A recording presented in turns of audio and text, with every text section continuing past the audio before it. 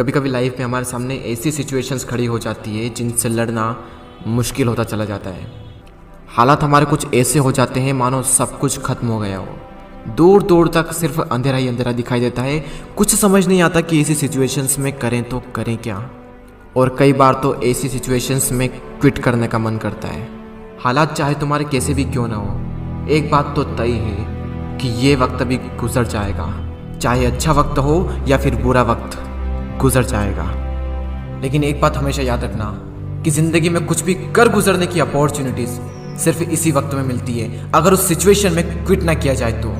क्योंकि विनर्स जो होते हैं वो कभी भी क्विट नहीं करते, और जो क्विट करते हैं वो कभी भी विनर्स नहीं बनते।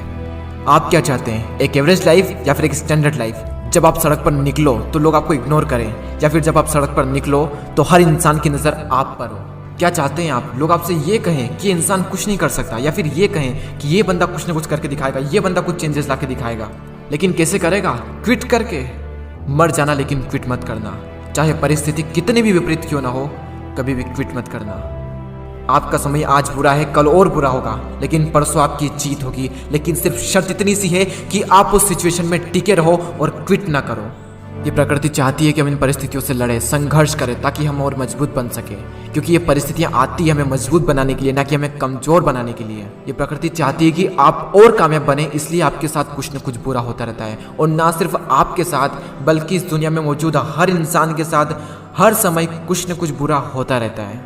ये प्रकृति का नियम है, हम इसमें कुछ नहीं कर सकते। हमारा क्या कर्तव्य है? हमें सिर्फ इतना सा करना है कि टिके रहना है, चाहे परिस्थिति कैसी भी हो। मैं आपको एक छोटी सी कहानी बताता हूँ। एक बार एक बायोलॉजी के टीचर अपने स्टूडेंट्स को एक तितली के बारे में बता रहे थे, और उन्हें वे ये प्रैक्टिकली दिखा रहे थे कि खोल में से तितली कैसे निकलती है। और वो टीचर ये कहकर चले गए कि कोई भी स्टूडेंट्स उस तितली की मदद नहीं करेगा। वहाँ पर जितने भी स्टूडेंट थे वो ध्यान से उस खोल में से तितली को निकलते हुए देख रहे थे। तभी एक स्टूडेंट को उस पर दया आ गई और उसने उस तितली की मदद की उस खोल से बाहर निकलने में, और सफलतापूर्वक वो तितली उससे बाहर निकल गई। और उस स्टूडेंट की वजह से उस तितली को कोई संघर्ष नहीं करना पड़ा, कोई ज़्यादा मेहनत नहीं करनी पड़ी उस खोल से बाहर निकलने में। लेकिन वो तितली थोड़ी ही देर में मर गई। जब टीचर वापस लौटे तो उन्हें पूरी घटना मालूम हुई। तब उन्होंने अपने स्टूडेंट को बताया कि वो तितली जब संघर्ष करती है तो उससे उसके पंखों को मजबूती मिलती है।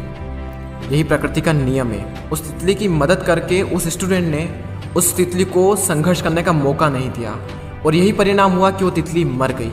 संघर्ष ही जीवन है, संघर्ष ही आपको मजबूत बनाता है। इंग्लिश में कोट से नो पेन नो गेन। संघर्ष तो करना पड़ेगा, चाहे कुछ भी हो जाए।